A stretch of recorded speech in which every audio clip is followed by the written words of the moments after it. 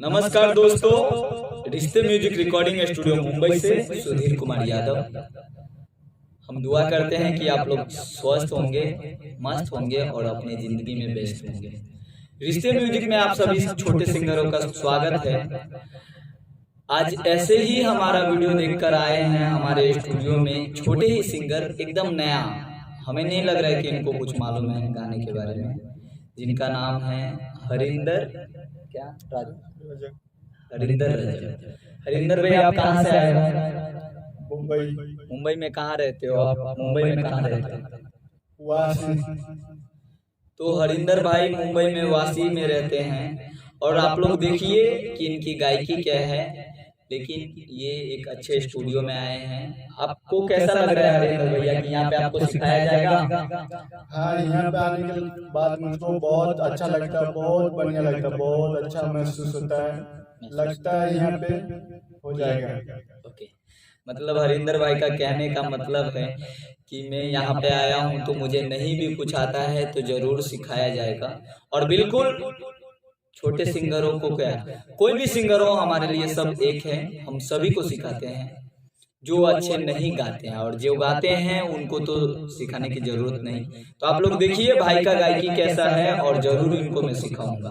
तो आइए, बने रहिए आप लोग वीडियो से और शेयर जरूर कीजिएगा, क्योंकि ऐसे ही छोटे सिंगर बहुत हैं जो अपने जिंदगी में कुछ गा के बजा के कुछ करना चाह रहा है। तो आपको क्या गायकी में कैसे इंटरेस्ट है? गायकी में बचपन से इंटरेस्ट है, गाना गाने का बहुत। फिर गा क्यों नहीं पा रहे हो? गा नहीं पा रहे हैं, बहुत गरीब है, कोई सपोर्ट नहीं करता है, इसके लिए आगे बढ़ नहीं पाते हैं। तो आपको क्या लग रहा है यहाँ पे सपोर्ट मिलेगा? हाँ, यहाँ पे अभी बहुत सपोर्ट मिला है। अभी फर्स्ट में इतना मिला है तो आगे इससे भी ज्यादा मिलेगा। तो आप लोग बने रहिए भैया वीडियो से और शेयर एक जरूर कर दीजिएगा, क्योंकि आपकी एक शेयर से कुछ नहीं होने वाला है। एक शेयर व्हाट्सएप फेसबुक पे जरूर कीजिएगा। तो बने रहिए, वीडियो को लास्ट तक देखिए। गाइए भैया, चलिए अच्छे से गाइए।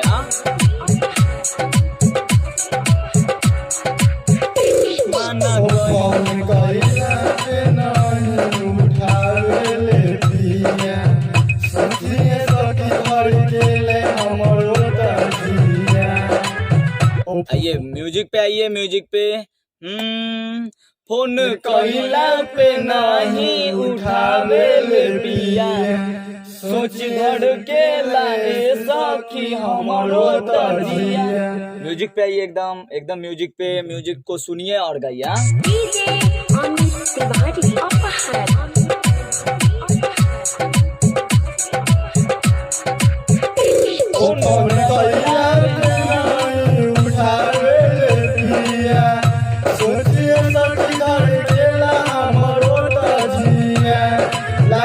अच्छे से, ऐसा नहीं, लगातार नहीं। सुनिए पहले कैसे गाया जाएगा, सुनिए। म्यूजिक को भी सुनिए, कुछ भी मत गाइए, ठीक है?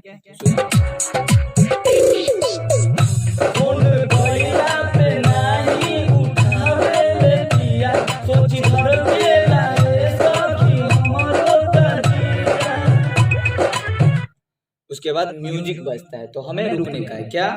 फोन कइला पे नहीं उठावे ले पिया, सोची धड़ के लाए सखी हमरो तजिया लागे। उसके बाद इसके बाद रुक जाने का, फिर उसी चीज को हमें गाने का, ठीक है?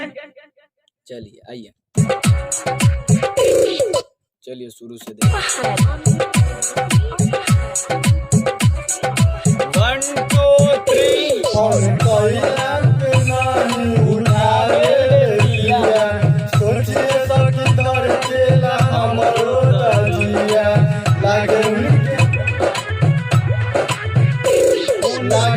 अरे फिर से वही चीज, फोन कइला पे स्पीड होता है ना, 2 बार। हाँ 2 बार है। और इसको म्यूजिक पे लीजिए अच्छे से। जैसे जैसे म्यूजिक सुनिए, एकदम ध्यान से सुनिए। अब कहीं ध्यान मत कीजिए। 1 2 3।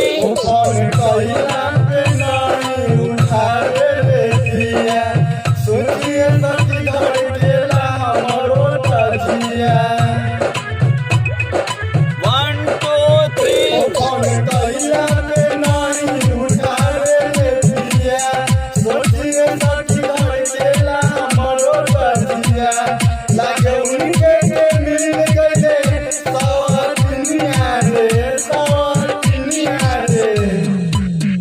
अच्छे से, ठीक है। ऐसे यहाँ से जोर लगा देने का। लागे मिल गईले उनके सवतीनिया रे, कैसे? लागे मिल गईले उनके सवतीनिया, रे नहीं लगाने का, रे बाद में। लागे मिल गईले उनके सवतीनिया रे, सवतीनिया। उसके बाद जादू टोना करके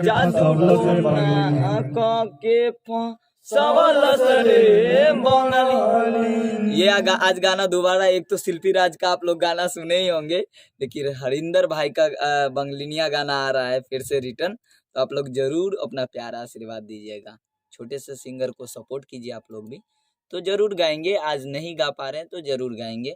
ये गाएंगे ना? हाँ, गाएंगे जरूर। आइए 1 2 3।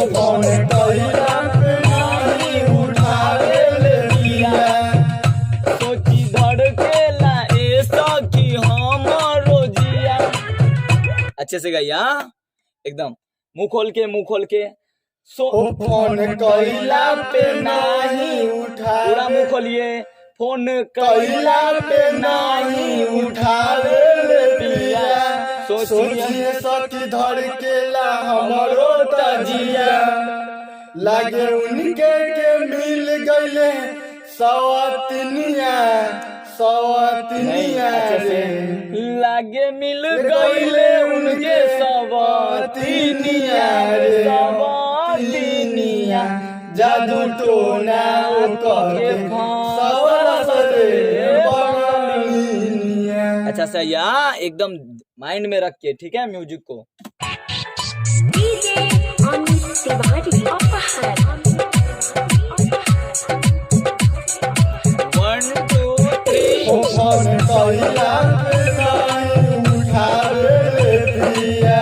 और थोड़ा जल्दी बोलने का, आप लो चल रहे हो, धीरे चल रहे हो, आप समझे? हाँ थोड़ा फास्ट। फोन कइला पे नहीं उठावे ले पिया, जा उसके बाद सोची धड़केला ए सखी हमरो जिया, हमरो तो जिया ना, हाँ। सोची धड़केला ए सखी हमरो तो जिया, जल्दी लागे उनके के मिल गईले सवतीनिया, नहीं ऐसे, लागे मिल गईले उनके सवतीनिया, लागे उनके मिल गईले सवतीनिया। हाँ तो जल्दी बोलने का, लागे मिल गईले उनके सवतीनिया रे, तब आपका गाना अच्छा लगेगा, बराबर। नहीं तो ये गाना भेजूंगा ना मैं रिकॉर्डिंग करके, तो बोलेंगे रिकॉर्ड स्टूडियो खराब है। नहीं सर, ऐसा कोई बात नहीं, सही बात है ना। कैसे होता है? आप लोग भी बोलेंगे कि अगर स्टूडियो वाले ही नहीं गवाते हैं तो लाइव में बने रहिए, वीडियो में देखिए हम लोग गवाते हैं और जरूर सिखाएंगे। हम लोग व्यक्ति जितने देख रहे हो, जहाँ से हो, सबको प्रणाम करता हूँ।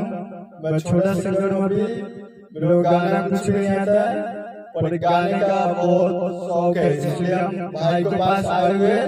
भाई जी हमको बहुत सपोर्ट कर रहा है, बहुत प्यार। आप भी थोड़ा प्यार कर दीजिए, से हम आगे बढ़ सके।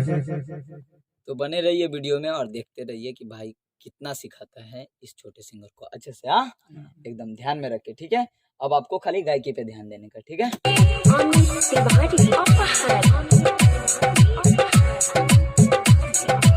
1 2 3। बीट से पहले उठा रहे हो, बीट को भी पकड़ो, म्यूजिक को बिल्कुल देखो। 1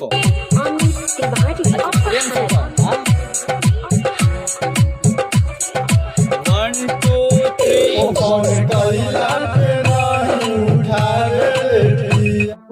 आइए, हेलो चेक, आवाज ज्यादा नहीं सर।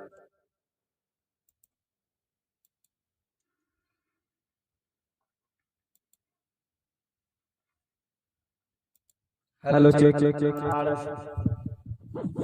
आइए।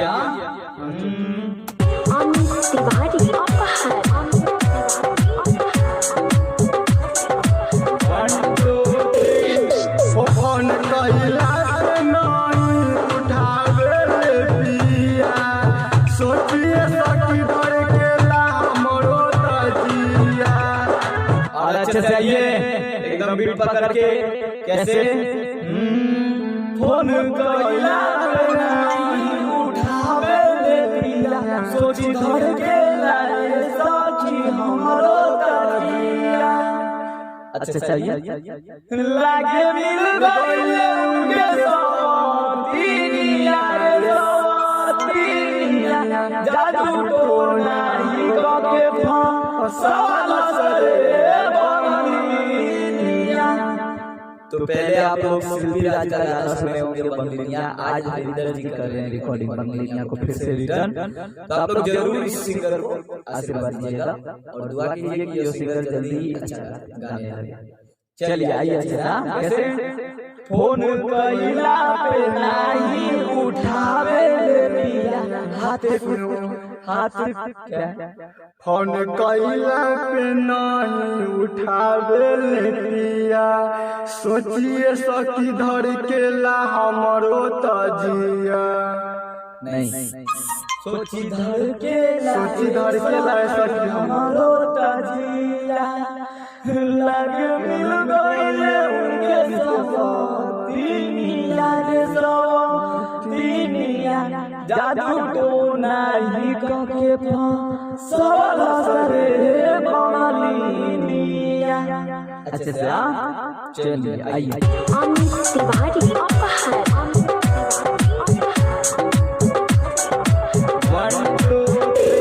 फोन कइला पे नहीं उठावे ले पिया सोचिए सखी धर के ला हमरो तजिया।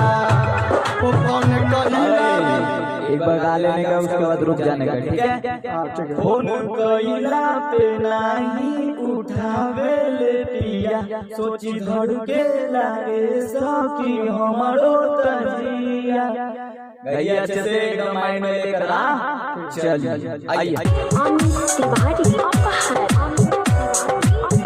चलिए थोड़ा 1 2 3 फोन कइला पे नहीं उठावे ले पिया सोचिए सखी धर के ला हमरो तजिया। लोग आइए लो आवाज लो कीजिए।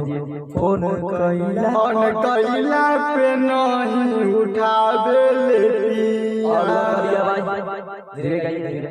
फोन कइला पे नहीं उठावे ले पिया सोचिए सखी धर के ला हमरो तजिया। लागे मिल गइले उनके बंगा जो भी आइए। तो बने रहिए दोस्त लोग। आप लोगों को भी अगर ऑडियो वीडियो बनवाना होगा तो स्टील म्यूजिक स्टूडियो मुंबई में संपर्क कीजिए। यहाँ पर आपका कम पैसे में अच्छा काम होगा तो जरूर संपर्क कीजिएगा। बने रहिए वीडियो में। आइए अमित तिवारी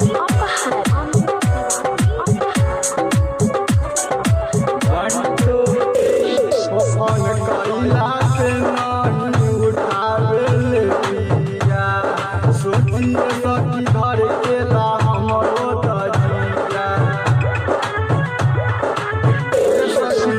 फोन कइला पे नहीं उठावे ले पिया सोचिए सखी धर के ला हमरो तजिया। लागे उनका के मिल गइले सोतिनिया रे सोतिनिया रे। अच्छे से गाइए बाबू। गायक बनने का है ना? हाँ जी नहीं बनने का नहीं बनने का बनना है ना?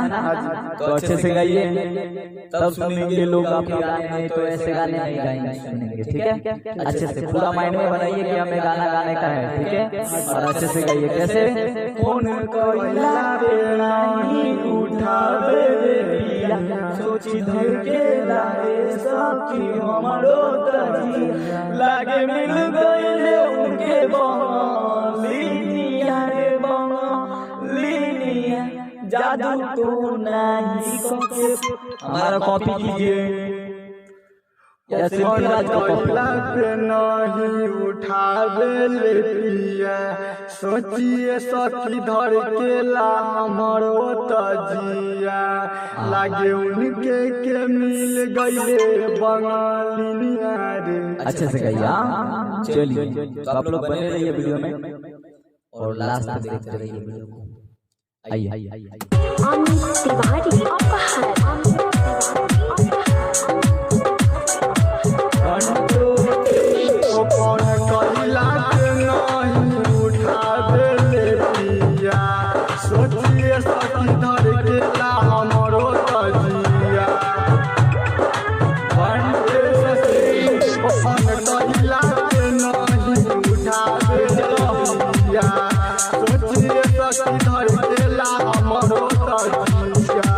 सुनिए सुनिए सुनिए सुनिए गाना कैसे गाने का देखिए। म्यूजिक जो चल रहा है ना, डिचिक डिचिक कर रहे हैं ना, उसको पकड़ रहे हो आप, माइंड में जा रहा है, उसकी नहीं जा रहा है, नहीं तो वो जाएगा तो आप डालोगे अच्छे से। सुनो अमित तिवारी अपहर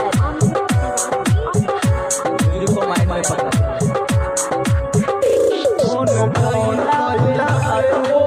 बता रहा हूँ आपको, रुको अमित तिवारी अपहर कैसे गाने का आपको सुनिए। हाँ डीजे अमित तिवारी अपहर